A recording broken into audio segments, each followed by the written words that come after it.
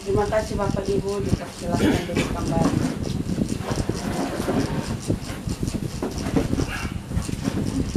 Mari kita sama-sama buka satu bagian firman Tuhan di dalam Mazmur pasal 90 ayat 1 sampai dengan ayat yang ke-17.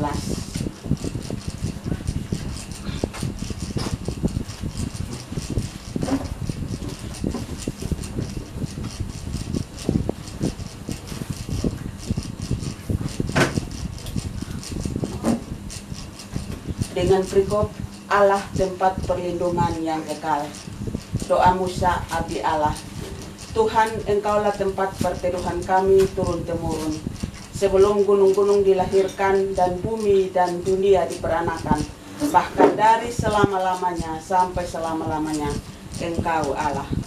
Engkau mengembalikan manusia kepada debu dan berkata, kembalilah hai anak-anak manusia, sebab di matamu 1000 tahun sama seperti hari kemarin apabila berlalu, atau seperti suatu giliran jaga di waktu malam. Engkau menghanyutkan manusia, mereka seperti mimpi, seperti rumput yang bertumbuh. Di waktu pagi berkembang dan bertumbuh, di waktu petang menyusut dan layu. Sungguh kami habis lenyap karena murka-Mu, dan karena kehangatan amarah-Mu kami terkejut. Engkau menaruh kesalahan kami di hadapan-Mu, dan dosa kami yang tersembunyi dalam cahaya wajah-Mu. Sungguh segala hari kami berlalu karena gemas-Mu. Kami menghabiskan tahun-tahun kami seperti keluh.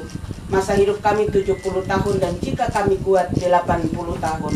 Dan kebanggaannya adalah kesukaran dan penderitaan, sebab berlalunya buru-buru, dan kami melayang lenyap. Siapakah yang mengenal kekuatan murka-Mu dan takut kepada gemas-Mu? Ajarlah kami menghitung hari-hari kami sedemikian, sehingga kami beroleh hati yang bijaksana. Kembalilah ya Tuhan, berapa lama lagi, dan sayangilah hamba-hamba-Mu. Kenyangkanlah kami di waktu pagi dengan kasih setia-Mu, supaya kami bersorak-sorai dan bersukacita semasa hari-hari kami. Buatlah kami bersukacita seimbang dengan hari-hari Engkau menindas kami, seimbang dengan tahun-tahun kami mengalami celaka. Biarlah kelihatan kepada hamba-hamba-Mu perbuatan-Mu dan semarak-Mu kepada anak-anak mereka. Kiranya kemurahan Tuhan Allah kami atas kami, dan teguhkanlah perbuatan tangan kami. Ya, perbuatan tangan kami teguhkanlah itu. Amin.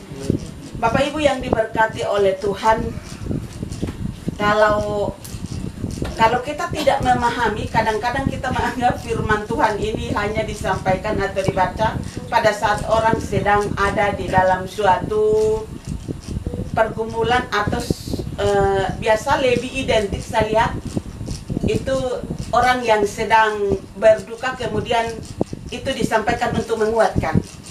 Tapi sebetulnya semua firman Tuhan yang ada di dalam Alkitab, mau hari diberkati, hari baik atau hari apapun, semua cocok dalam kehidupan kita. Karena kehidupan manusia itu sudah diketahui. Allah sudah tahu perjalanan hidup manusia, sehingga Ia menyampaikan firman Tuhan itu tepat seperti apa yang kita lakukan. Dan kalau di pasal 90 ini, di situ dikatakan Allah tempat perlindungan yang kekal. Artinya bahwa tempat perlindungan bagi kehidupan manusia tidak ada pada apapun, ciptaan apapun atau harta atau apapun, tetapi tempat perlindungan yang kekal, artinya yang selama-lamanya manusia berteduh adalah kepada Allah. Oleh karena itu, maka di sini dikatakan bahwa di Mazmur 90 menuliskan tentang bagaimana doa Musa itu, bahwa Engkaulah tempat perteduhan kami turun-temurun. Di situ ada satu pengakuan bahwa dari dahulu sampai selama-lamanya Allah itu tempat perteduhan. Itu artinya menceritakan bahwa memang kehidupan manusia kita tidak bisa mencari tempat sandaran atau perteduhan di luar daripada Allah. Sebab jika kita berjalan di luar daripada Allah, maka kita akan mengalami murka-murka keganasan yang seperti tadi saya sudah bacakan, bahwa manusia itu seperti debu yang sebetulnya kalau Tuhan memurka sama kita, maka kita tidak bisa berdaya. Tetapi ketika Tuhan masih menghendaki untuk kita menerima berkat Tuhan, maka Tuhan memberikan satu kesempatan untuk kita memakai hidup ini benar-benar untuk memuliakan Tuhan. Maka dari itu, Bapak Ibu yang diberkati oleh Tuhan, saya ingin untuk kita melihat bahwa ada satu pengakuan di dalam doa ini, mulai dari ayat 1 sampai dengan ayat yang ke-7. Di situ dikatakan bahwa menceritakan tentang kehidupan manusia, bahwa manusia itu hidup seperti debu.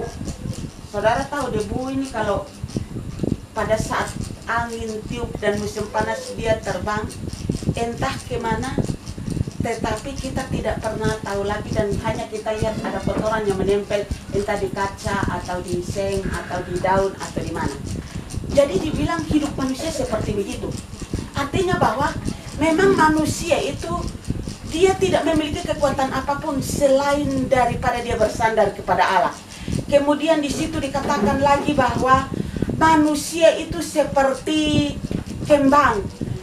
Pada pagi hari dia akan tumbuh, dia berbunga, tapi pada sore hari itu dia lisut dan layu.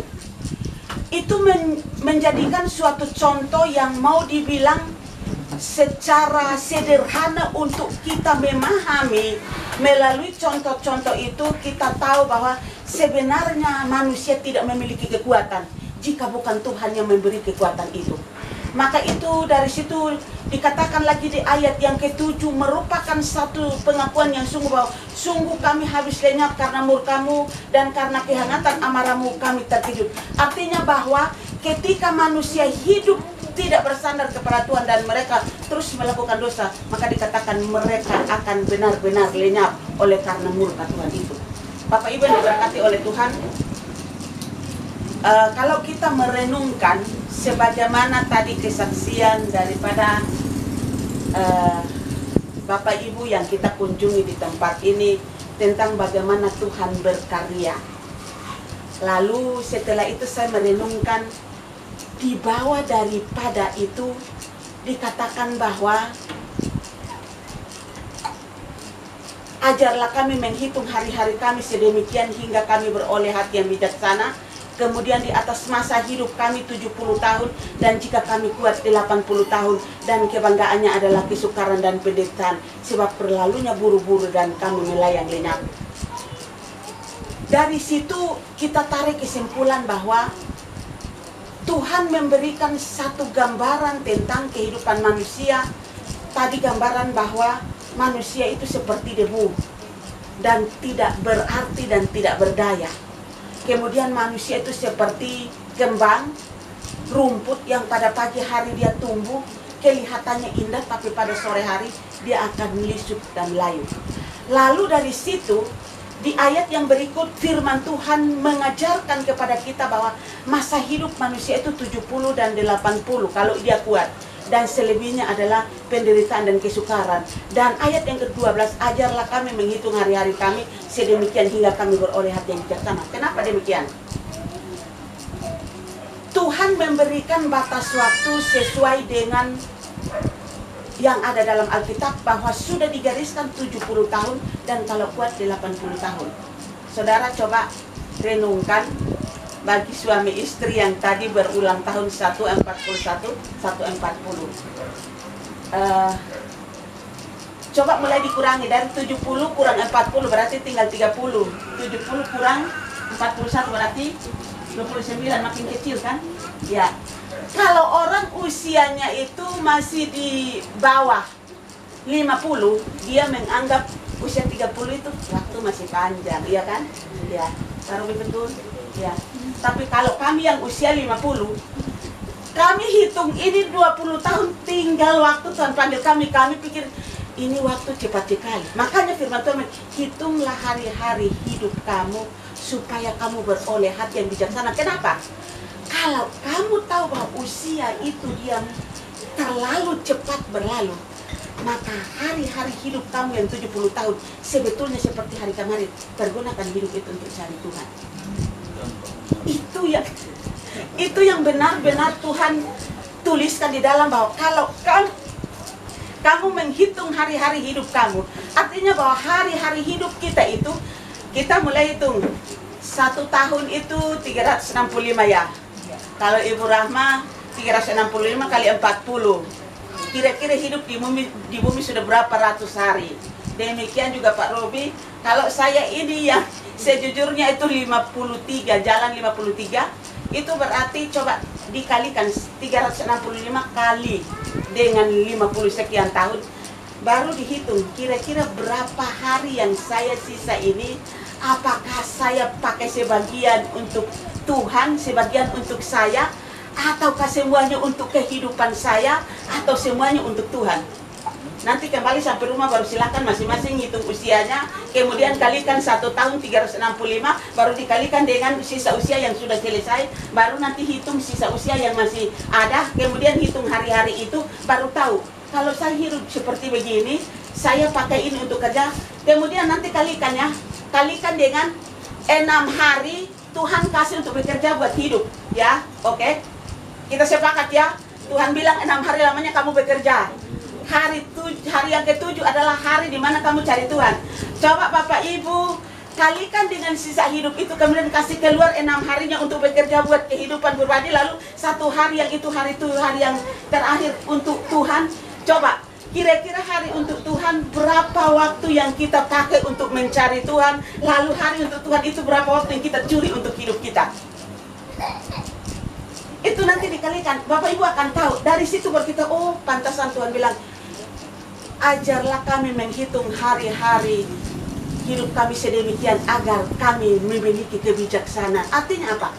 Ketika kita sudah mengerti bahwa sisa hidup kita makin ke sana makin sedikit, maka kita akan pakai hidup ini untuk Tuhan. Kalau kita memiliki kebijaksanaan dan kita menghitung hari-hari hidup kita, maka kita akan memakai hidup ini untuk Tuhan. Jadi kalau kayak saya ini tinggal 17 tahun, saya kadang-kadang saya duduk saya pikir begini, 17 tahun ini kalau saya buat berarti ini nanti selesai kuliah, mungkin dia menikah, kemudian Yosua sudah pasti dia menikah, si Grace puji Tuhan pasti dia akan menikah. Lalu kalau Tuhan kehendaki sampai 70 tahun, mungkin nanti saya akan melihat cucu-cucu saya, jangan bicara cecek ya, cucu-cucu saya. Jika itu Tuhan kehendaki. Lalu saya renungkan lagi, kalau kamu kuat 80 tahun, tapi itu adalah penderitaan dan kesengsaraan, apa maksudnya? Kalau orang usia 70 tahun, dia sudah memenuhi target Alkitab, mungkin kita berkata memang kita angkat tangan hormat. Tapi kalau misalnya dia lebih daripada itu, saudara firman Tuhan bilang apa? Itu adalah lebih dari 70 tahun, berarti itu usia yang ada itu penderitaan dan kesengsaraan. Apa maksudnya? Penderitaan yang dialami pada usia 70 tahun ke atas 80, telinga mulai tidak dengar, orang bicara siapakah? Bicara apakah? Ini penderitaan, kesengsaraan, mata mulai buram, orang lihat ada bayangan lewat, siapakah? Padahal itu cucu atau anak. Ini penderitaan, kesengsaraan yang kita alami, yang kita boleh mengakui bahwa kita hidup 80 tahun, tapi kita sedang menderita dan sengsara. Firman Tuhan bilang, ya mulai ada penderitaan dan kesengsaraan, telinga mulai kurang dengar, orang putar musik di situ ribut, musiknya menyanyi, dia pikir orang Bakalai. Ini orang Bakalai di situ, bukan Oma, itu orang lagi putar musik. Tidak, yang saya dengar orang Bakalai. Ini penderitaan dan kesengsaraan. Kita sedang jalan hidup, tapi kita sedang menderita dan kita sengsara. 80 tahun, mata mulai buram, taruh kacamata di situ, jalan cari kemana-mana. Akhirnya apa? Cucu-cucu yang kena omelan. Ayo, mana kacamata, mana pulpen, mana ini, semua. Itu kesengsaraan yang kita alami. Jadi Bapak Ibu jangan merasa bangga dengan usia 80 tahun. Sebenarnya usia 80 tahun itu adalah penderitaan dan kesengsaraan. Kita memang jalan hidup, tapi kita menderita sekali karena semua kita tidak tahu. Kembali seperti bayi, kita memakan, kita cari sendok setengah mati, piring kita tidak tahu taruh di mana, apalagi kalau mata kabur itu. Aduh, semua tidak bisa, lihat ini tidak tahu. Itu penderitaan dan kesengsaraan. Jadi makanya firman Tuhan, coba hitung hari-hari yang kamu jalani dengan bijaksana supaya kalian tahu berapa banyak hari yang kamu jalani ketika kamu ada di dalam usia yang masih kuat. maka dari situ kamu harus pergunakan hidup untuk cari Tuhan. Kenapa? Sebab kalau kamu sudah usia 80 baru kamu pergi ke gereja, pendeta khotbah pasti kamu tidak akan dengar. Amin. Orang menyanyi kamu pikir orang bakal lain. Nanti kamu tidak akan tahu itu bicara apa. Setelah keluar dan sudah pulang, Oma sudah tadi firman Tuhan apa saya tidak dengar. Itu penderitaan, kita duduk tapi kita tidak tahu apa-apa. Makanya firman Tuhan sebetulnya sudah kasih memang garis bahwa kamu hidup cukup 70. Tapi kalau misalnya lebih dari itu, saya jamin Bapak Ibu dulu di gereja tidak mengerti firman Tuhan. Maka itu kalau masih usia 40, 30, 20, rajin masuk gereja supaya dengar firman Tuhan. Karena itu telinga masih jernih.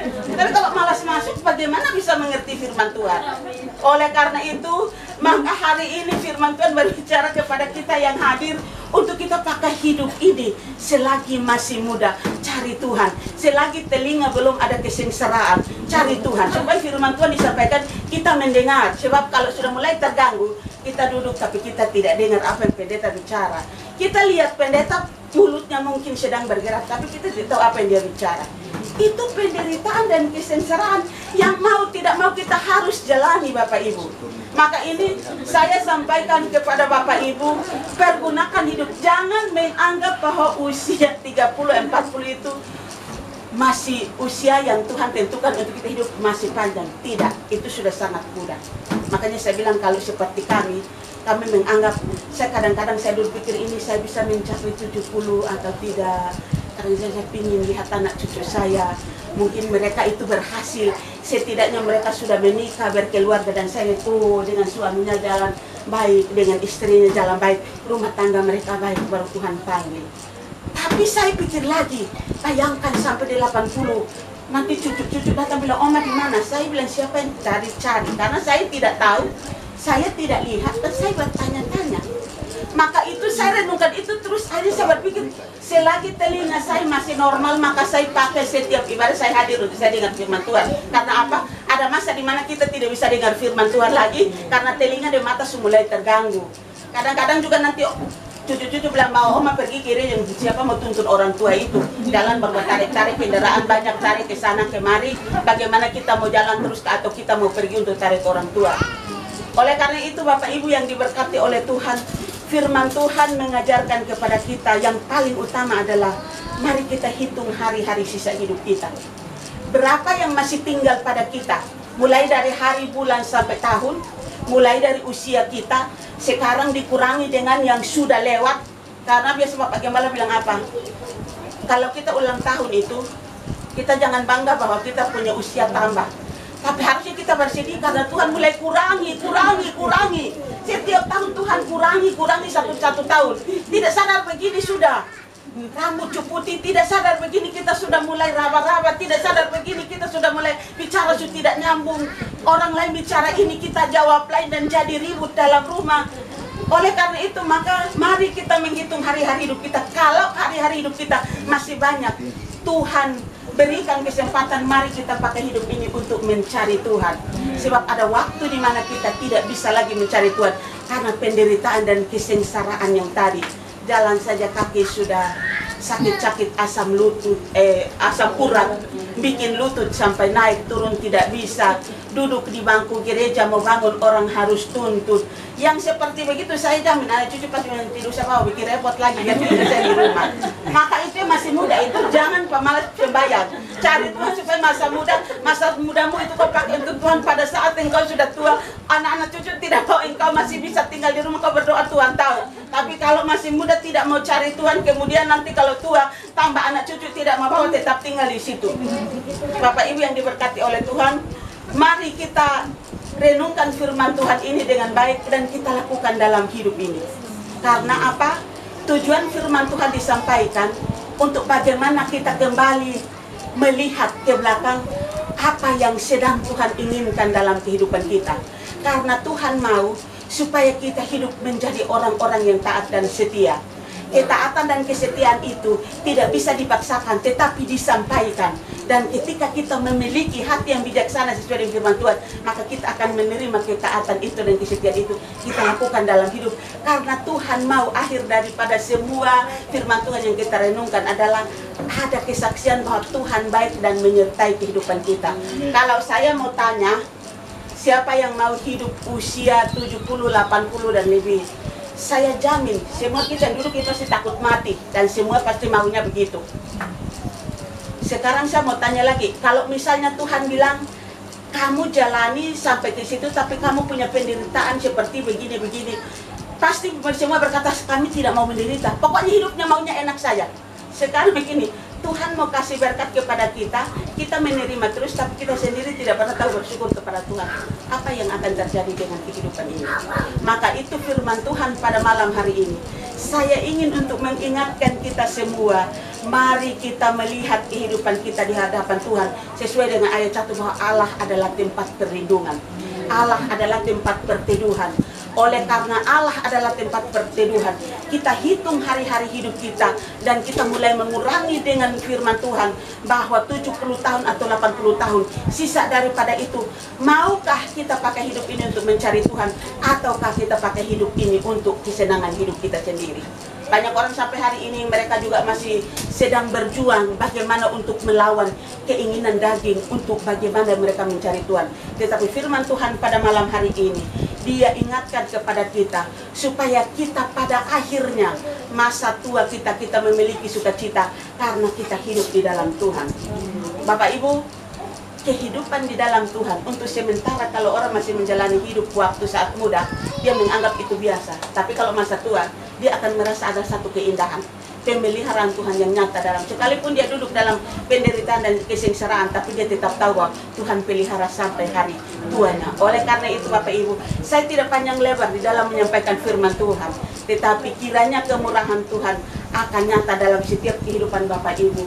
Dan mari kita pergunakan hidup ini untuk kita mencari Tuhan dengan sungguh-sungguh, karena Tuhan ingin dalam kehidupan kita ada kesaksian bahwa masa tua kita Tuhan pelihara. Tuhan melakukan segala perkara, memelihara kita, termasuk kedua Bapak Ibu yang kita kunjungi, yang pada hari ini mereka berulang tahun, Tuhan pelihara. Maka itu terus mencari Tuhan supaya pada masa tuanya Tuhan pun akan tetap memelihara sampai waktu yang kita tidak tahu. Masing-masing kita yang duduk ada di sini sudah tertulis di dalam batin, tapi kita itu menjadi rahasia. Bahkan kita sendiri pun kita tidak tahu kapan waktunya. Tapi yang penting adalah pergunakan hidup yang sisa ini untuk mencari Tuhan sesuai dengan firman Tuhan, supaya akhir daripada hidup kita menjadi kesaksian bagi anak cucu bahwa Tuhan memelihara kita sampai masa tua kita. Amin.